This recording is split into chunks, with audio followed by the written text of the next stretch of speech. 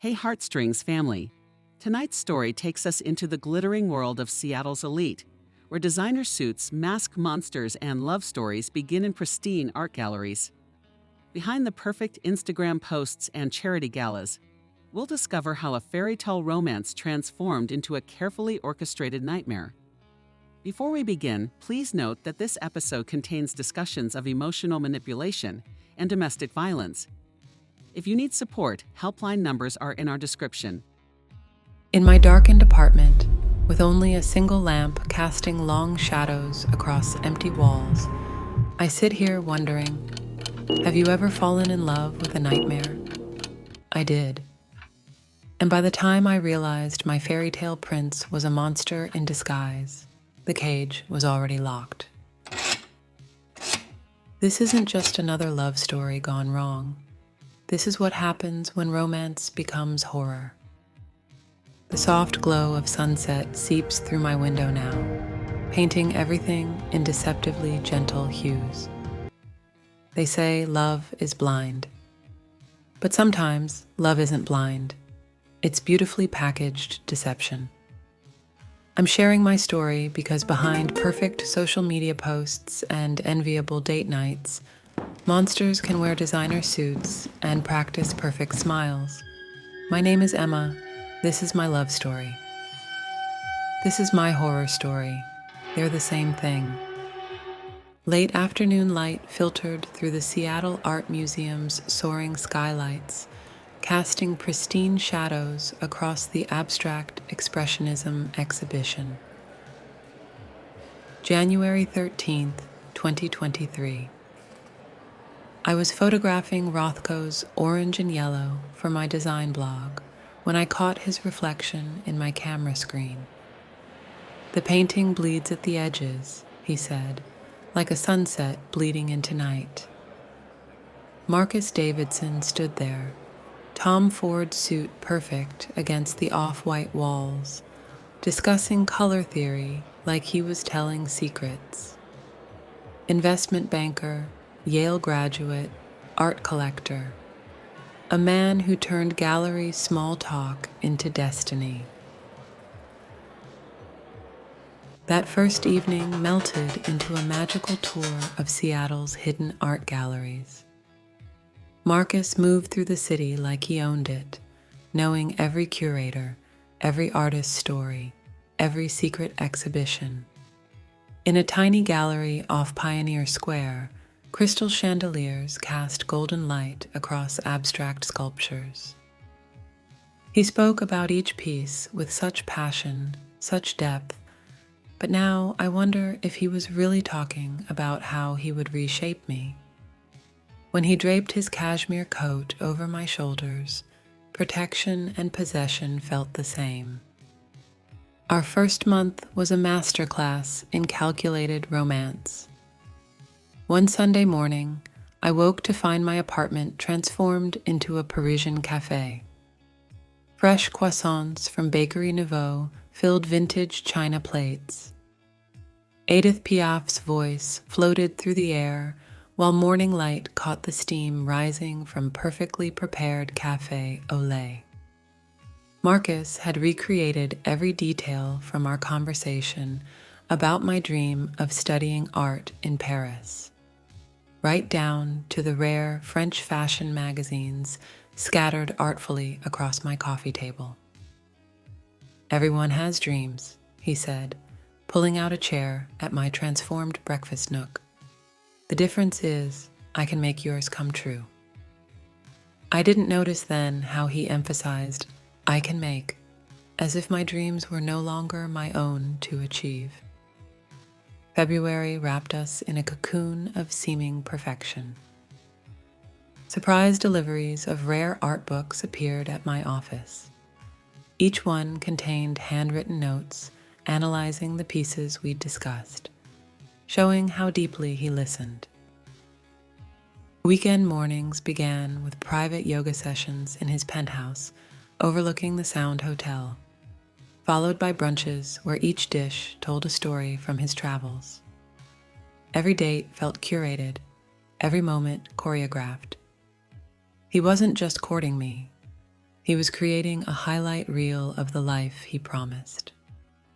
One evening, after a private showing at Chihuly Garden and Glass, he presented me with a small blue box. Inside, a delicate Tiffany bracelet caught the colored lights. "So you'll always remember tonight," he said, fastening it around my wrist. The clasp clicked like a handcuff, but I was too enchanted to hear it. That same night, he first mentioned how my best friend, Sarah, seemed emotionally unstable and possibly jealous of our happiness. His concerns sounded so genuine, his observations so insightful. I didn't realize he was testing how easily I would accept his revisions of my reality. By March, the first red flag appeared. Late afternoon shadows stretched across our open plan office as James, my project lead, stayed behind to review our quarterly metrics. The familiar scent of La Colombe coffee announced Marcus's unannounced arrival, all designer suit and practiced charm. His smile never wavered, but his eyes turned to ice when he noticed James and me sharing a computer screen. That evening, over dinner at Canlis, he spent 2 hours questioning every interaction I'd ever had with James, turning innocent collaborations into imagined betrayals. His voice stayed perfectly calm, his Bordeaux untouched, while he systematically dismantled my professional boundaries. I watched the Seattle skyline through the restaurant's window, the lights blurring as I fought back tears, wondering how a simple work meeting had turned into an interrogation. April brought the systematic dismantling of my digital life. My phone developed mysterious glitches, messages from friends disappearing, calls dropping only during conversations with family, social media notifications vanishing. "Technology can be so unreliable," Marcus would say, reaching for my phone with practiced concern.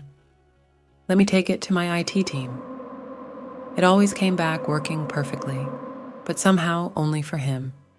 His solutions became my necessities. His phone became my lifeline. Each technical issue pulled me deeper into his carefully constructed web of dependence. Late spring evenings at Metropolitan Grill became theaters for his subtle humiliation. The mahogany-paneled private dining room offered the perfect backdrop as he listed my social failures between perfectly timed sips of aged whiskey. "Sweetheart, did you notice how the CFO's wife reacted when you mentioned your community college background?" His voice remained gentle, concerned. "These people notice everything. Lucky for you, I know how to smooth these wrinkles." Other diners saw only an attentive partner guiding his lover through the complex maze of Seattle's elite social circle. They couldn't hear him quietly harvesting my insecurities, cultivating my dependence. May transformed my apartment into a monument to his control. The transformation happened so gradually, I barely noticed at first. My colorful throw pillows disappeared, replaced by elegant but uncomfortable silk ones in muted tones. The vintage movie posters I'd collected were quietly swapped for abstract pieces he deemed more sophisticated. My comfortable reading chair, the one my grandmother gave me before she passed, vanished while I was at work. "Your space needed elevation," he explained, standing in what felt like a stranger's living room. "Success requires the right environment, darling. You do want to be successful, don't you?" June arrived with the weight of constant surveillance. The thoughtful gifts started appearing. A smart home system that tracked every door opening, security cameras for peace of mind, a new phone that shared my location for emergencies. Even my morning coffee ritual became part of his monitoring network. The barista at Starbucks Reserve mentioned you seemed upset this morning, he'd say casually across our dinner table. You know you can tell me anything, right? His network of watching eyes grew larger every day, while my world shrank smaller. The Amazon office became another battlefield in his campaign for total control.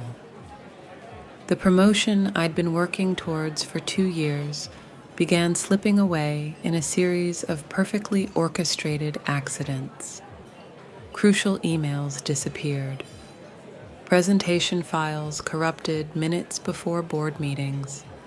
Client feedback mysteriously rerouted to other team members.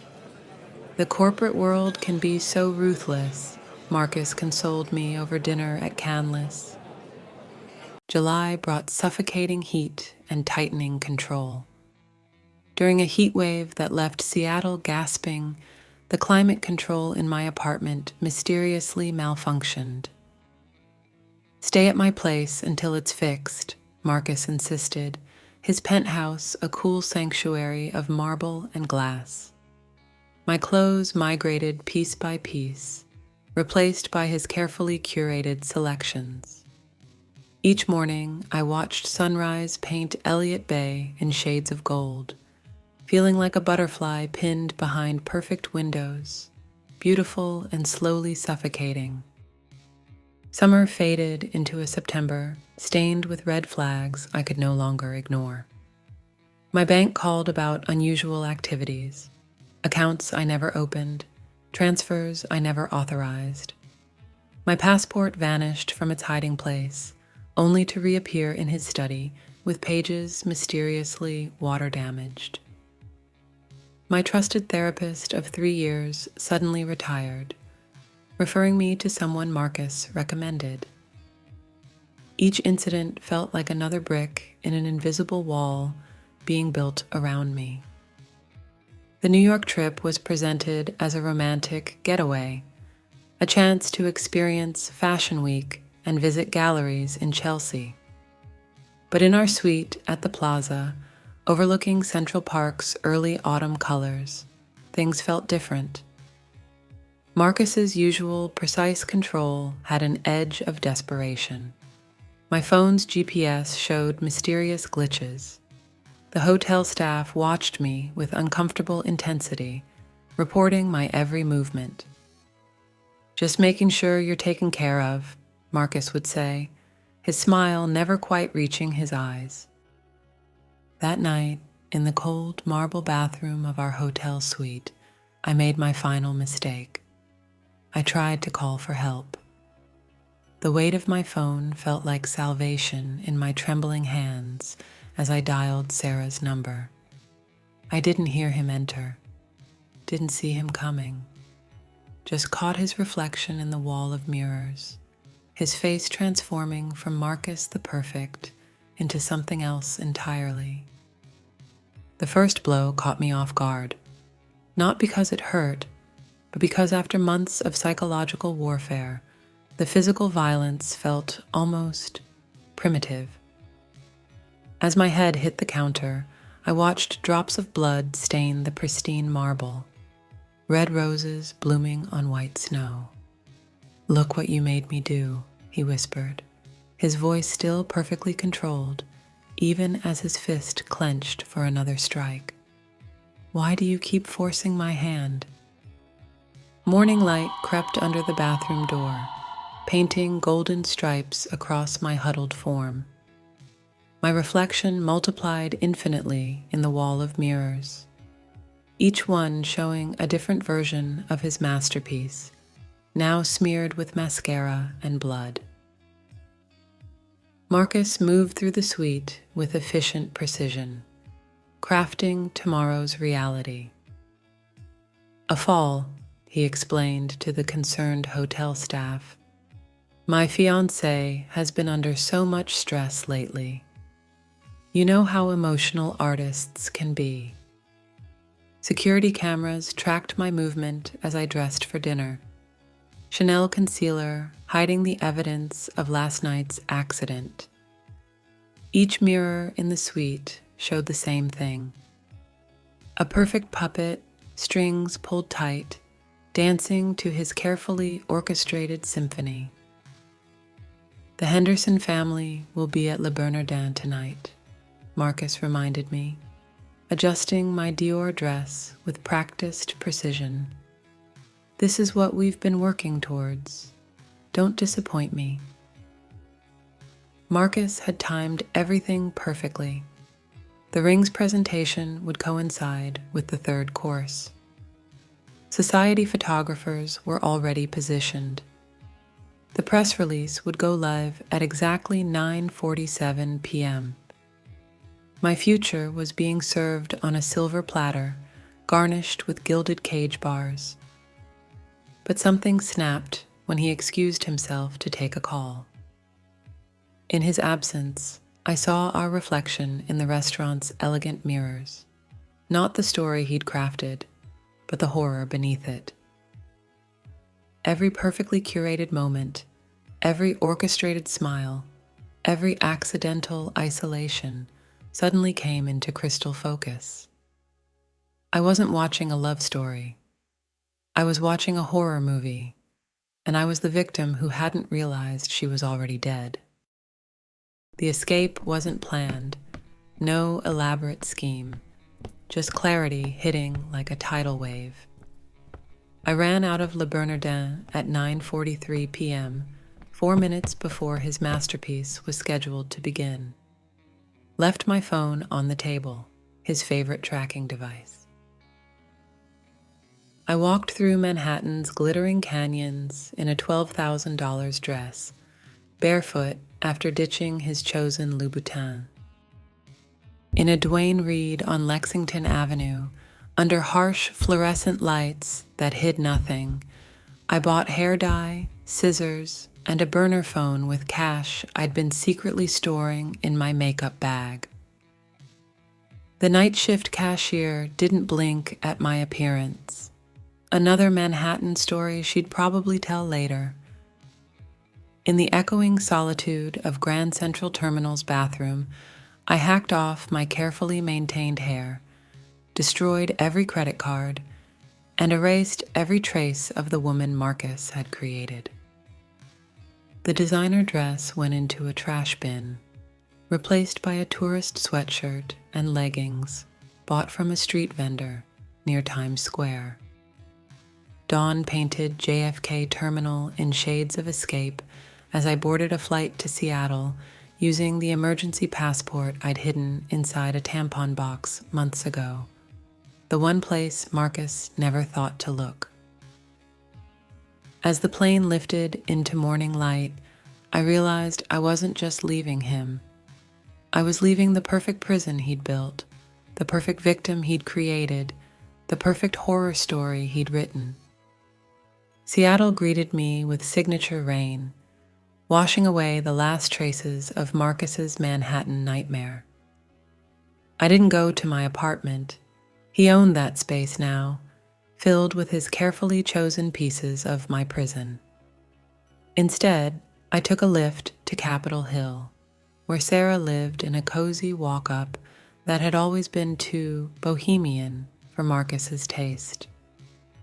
Her shocked face in the doorway, the instant understanding in her eyes, the wordless hug, these were the first real moments I'd experienced in months. The next weeks passed in a blur of necessary destruction. Email accounts deleted, credit cards canceled, police reports filed.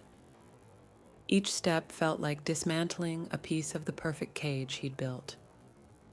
The bruises faded, but other marks ran deeper.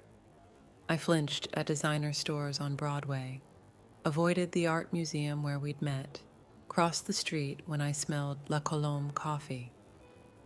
Seattle, my beloved city, had become a map of triggers and traps.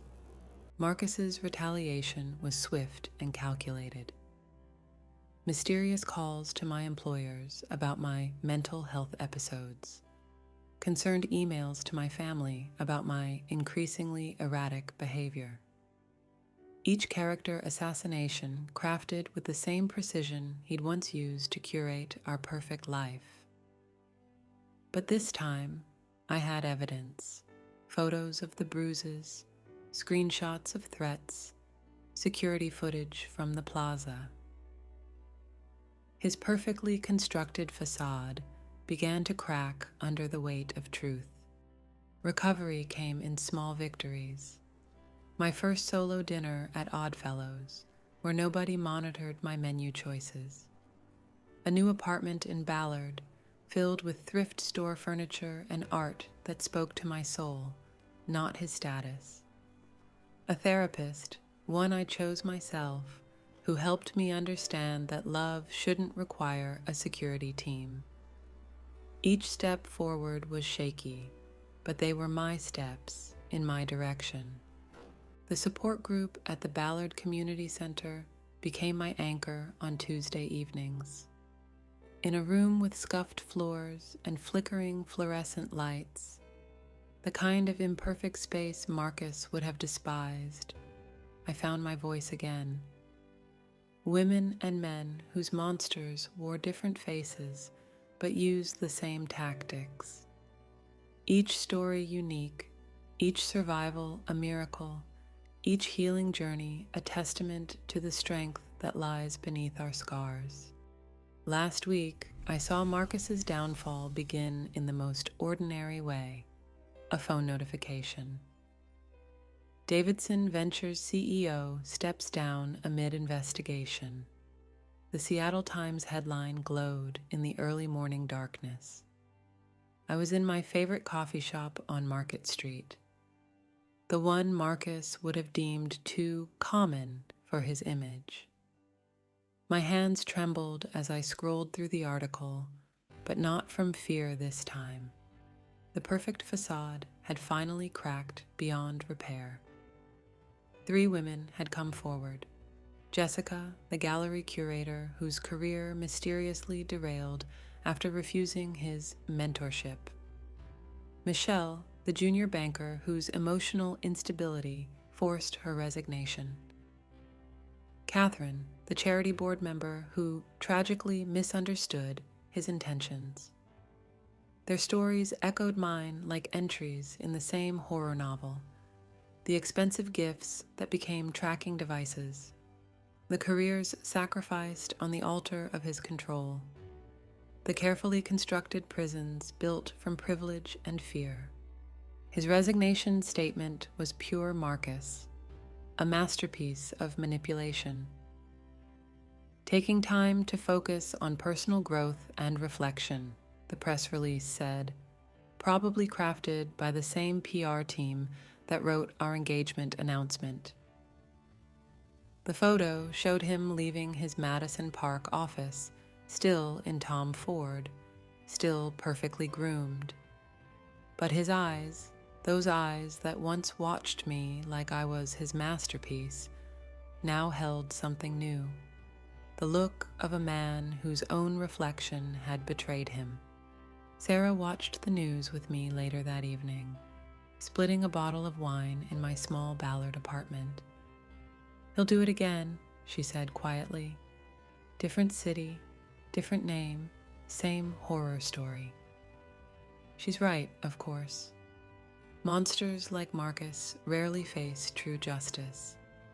They relocate, rebuild, rebrand. His type always does. But now there's a record. Now there are warnings. Now there are voices that won't be silenced by Cartier bracelets or carefully worded threats. To those watching this whose love stories are turning into horror films, whose fairy tales have fangs, I need you to hear this. The most dangerous monsters don't hide under beds or in dark alleys. They hide in plain sight, in designer suits and corner offices, in perfect manners and practiced smiles. They kill you slowly, with 1,000 paper cuts of control disguised as care. As Emma's story draws to a close, we are reminded that some love stories don't end with happily ever after. They end with the courage to begin again. Here at Heartstrings, we believe every love story deserves to be told, even the ones that end in survival rather than romance. Because sometimes the greatest love story isn't about finding the perfect partner. It's about finding yourself again after someone tries to make you disappear. To those whose masterpieces were nearly erased by someone else's cruel brushstrokes, your canvas is still yours to paint. And though the colors may seem darker now, remember, even Rothko's deepest shadows held something beautiful, something fierce, something free. By sharing these stories, by breaking the silence, we can help others recognize the first brushstrokes of abuse before they become permanent scars. Real love should feel like freedom, not fear. This is Heartstrings, where every story resonates with the rhythm of real hearts beating in real time. If this story touched a chord in your soul, don't forget to like and subscribe for more tales of love that defy time, distance, and probability.